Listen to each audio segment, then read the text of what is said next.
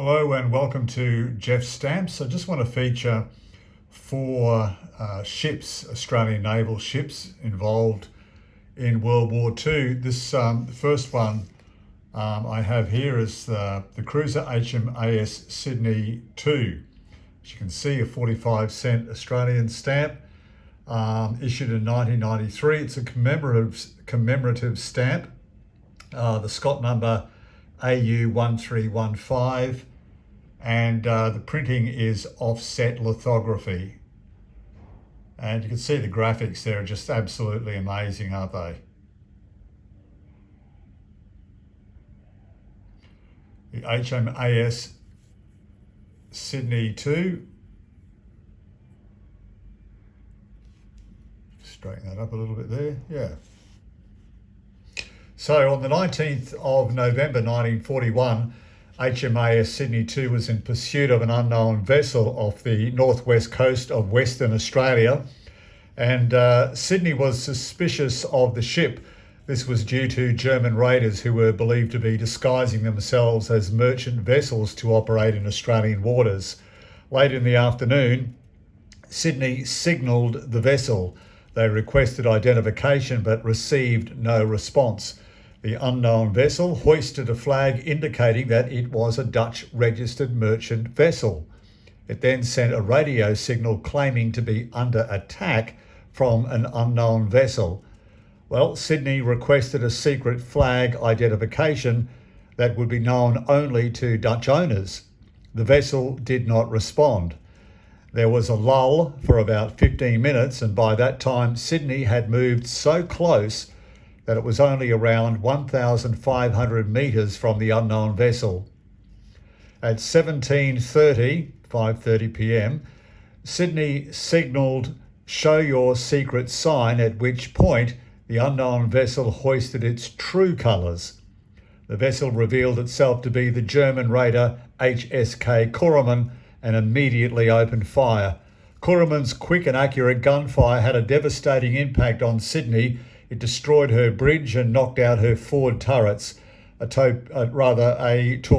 torpedo hit under Sydney's forward turrets caused further damage, and Sydney's aft gun turrets came into action with quick and accurate fire, starting fires in Kuruman's engine room, and in a fierce action lasting only about a half an hour, both ships were severely damaged and both ships sank that night.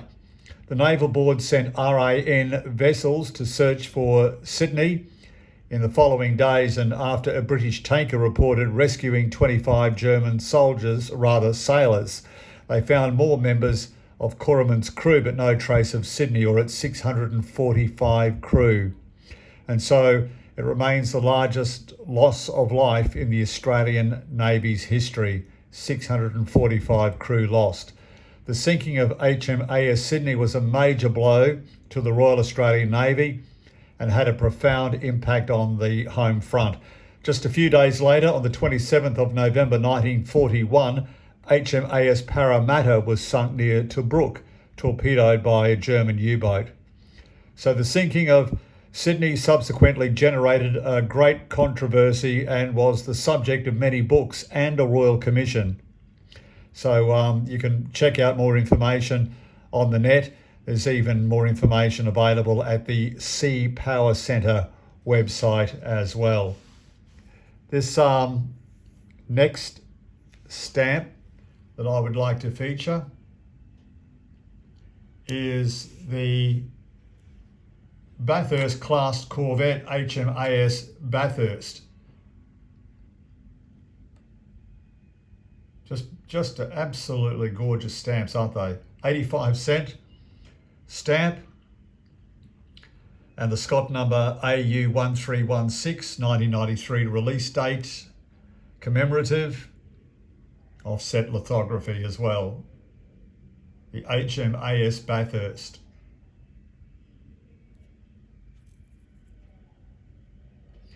And so the HMAS Bathurst J158, named for the city of Bathurst, New South Wales, was the lead ship of 60 Bathurst-class corvettes constructed during World War II and one of 20 built for the Admiralty. but manned by personnel of and commissioned into the Royal Australian Navy. Constructed during 1940, the ship spent most of her early career operating with the British Eastern Fleet in the Indian Ocean. She returned to Australian waters in late 1944, then was deployed to New Guinea in 1945 but saw little action. Bathurst was paid off in 1946 and sold to a Sydney scrap merchant in 1948. This next stamp here, so we feature this one here, the tribal class destroyer HMAS Oronta. HMAS Oronta.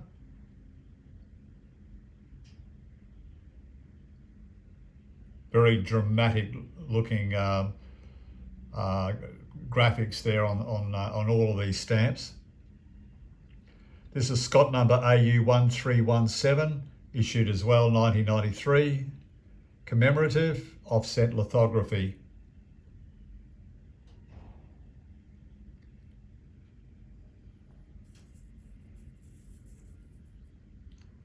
And the HMAS Oronta was a tribal class destroyer of the Royal Australian Navy. The destroyer was laid down in 1939 and commissioned into the Royal Australian Navy in 1942.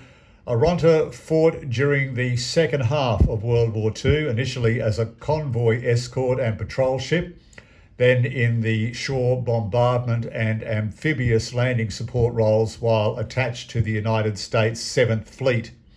And during the war, she was responsible for sinking Japanese submarine RO-33 off Port Moresby on the 24th of August 1942 and earned 5 battle honours, one of which was later rescinded.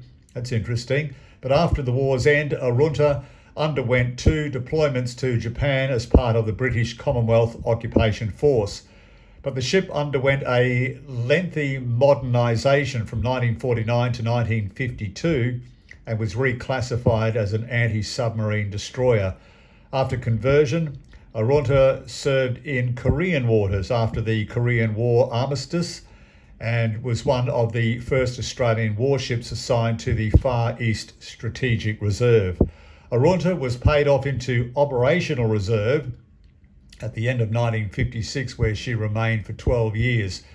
And in 1968, the destroyer was sold for scrap but was never broken up, instead sinking while under tow off Broken Bay on the 13th of February 1969. And finally,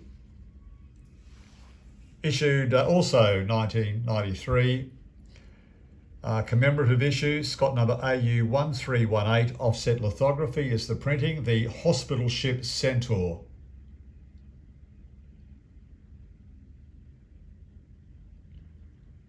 That green there, the word Australia is almost iridescent.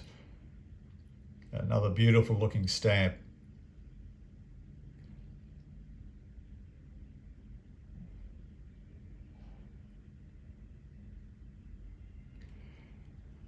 And a very sad history with the hospital ship Centaur on the 14th of May.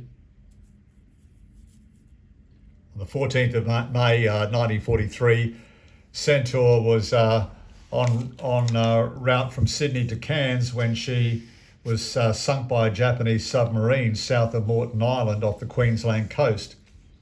From the 332 people on board, only 64 survived. Centaur was a merchant vessel built in Scotland on the Clyde River, was launched in 1924, and she could carry a mixed cargo of passengers and freight, and was employed on a run between Fremantle and also Western Australia, and that run also included Singapore. But when the war began in September 1939, she was placed under the government's control. In November 1941, Centaur was one of the ships used in the search for HMAS Sydney and found a lifeboat with survivors from that German raider Kurraman, which we spoke about earlier. Among the Germans rescued was the Kurraman's captain. But following Japan's entry into the war, and subsequent bloody fighting in Papua during 1942, Centaur was converted into a hospital ship with the main aim of ferrying passengers between Port Moresby and Townsville. Her conversion began in January 1943 and was completed 2 months later.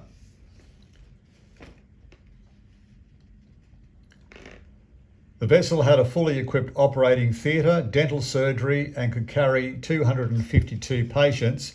She was also clearly marked as a hospital ship. As you can see there, very clearly marked as a hospital ship with a big red cross on the side of the ship, and also on the other side as well. Or two red crosses actually, on one side and two on the other.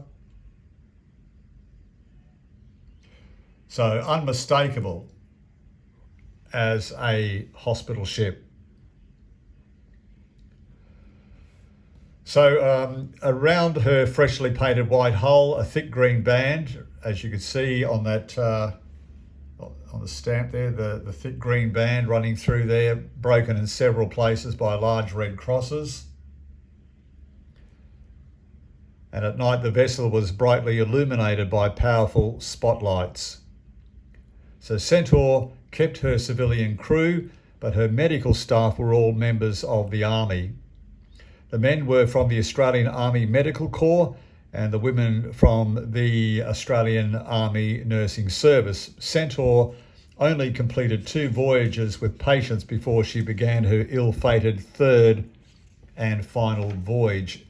In the early afternoon of the 12th of May, Centaur steamed from Sydney for Cairns, carrying members of the 2nd 12th Field Ambulance, and shortly after 4 a.m. on the 14th of May, while most people were asleep, a torpedo struck Centaur's port side, hitting the oil fuel tank, which ignited in a massive explosion. The bridge superstructure collapsed and the funnel crashed onto the deck, and everything was covered with burning oil, and a fire quickly began to roar across the ship. Water, meanwhile, rushed in through the gaping hole in her side. Many of those on board not killed in the explosion or fire were trapped as the ship started to go down bow first and then broke into 2. You've got to wonder why they torpedoed and targeted a hospital ship which was not a threat to anybody. In just 3 minutes, Centaur was gone. The survivors were at sea for a day and a half before they were rescued. The ship's crew and medical staff suffered heavily, as did the 2nd 12th Field Ambulance. 178 men from a total of 193 died. It was the nurses, though, who suffered the most. Of the 12 nurses on board, only one, Sister Nell Savage, survived.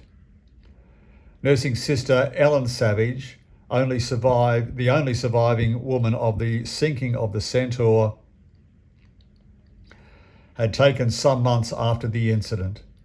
And although badly hurt herself, Sister Savage concealed her injuries and gave what help she could to the other survivors.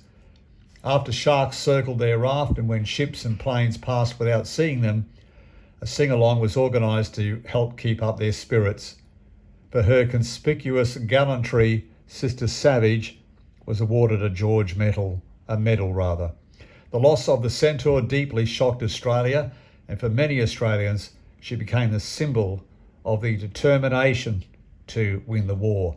The attack on a clearly marked and illuminated hospital ship was taken as further proof that Australia was fighting against a brutal enemy. Survivors of the hospital ship Centaur, which was torpedoed about 50 miles northeast of Brisbane, tell of their harrowing experience. Survivor Chief Pantryman Ronald G. Ron Moat comes back to his loved ones. Survivors Thomas Clark, Tom Hegarty, Frederick Fred Chitty, and third mate Ernest Monty Banks are all available to speak about the tragedy. And since the end of the war, many people have pushed to locate Centaur as a way of providing some solace to those family and friends who have lost loved ones, and to possibly answer some of the unresolved questions resounding its sinking. A search led by David Mearns, MNS or Mearns, who had previously led the team that found the wrecks of the HMAS Sydney and HSK Kuraman, discovered Centaur's wreck on the 20th of December 2009.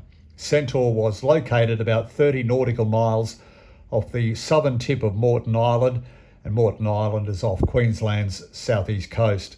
The wreck was in one piece, although it appears as though the hull broke in at least one and maybe two places. Centaur's approximate position is in that area off Queensland's southeast coast, on the southern tip of Moreton Island.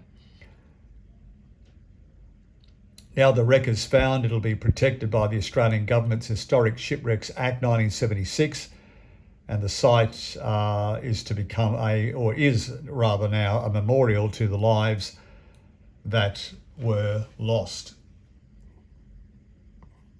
And if I can just get the stamp up here it is once again.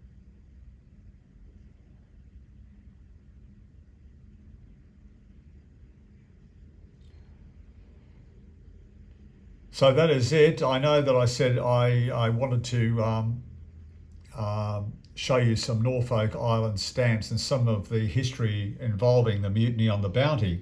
And I've got those stamps except one. I'm waiting on one particular stamp, and I can't actually do that segment for you until that stamp arrives. So I just thought I'd get something up here now and show you those 4 stamps there and some of the history on those naval stamps, which I find very, very interesting. Maybe I should have left that for Anzac Day. That's the day in Australia, the Australian and New Zealand Army Corps. That's what Anzac stands for. And we have that commemoration each and every year. And that commemorates the Anzac Day or Gallipoli landings. However, we also have that day to commemorate all other wars as well. So on Anzac Day, I'll have something a little bit different for you. Thank you very much for watching. Hopefully by the next time we have a stamp video, I'll have those Norfolk Island stamps and a bit of history on the mutiny of the Bounty for you. Thanks for watching. Please subscribe. Be back again soon with another stamp video. Bye for now.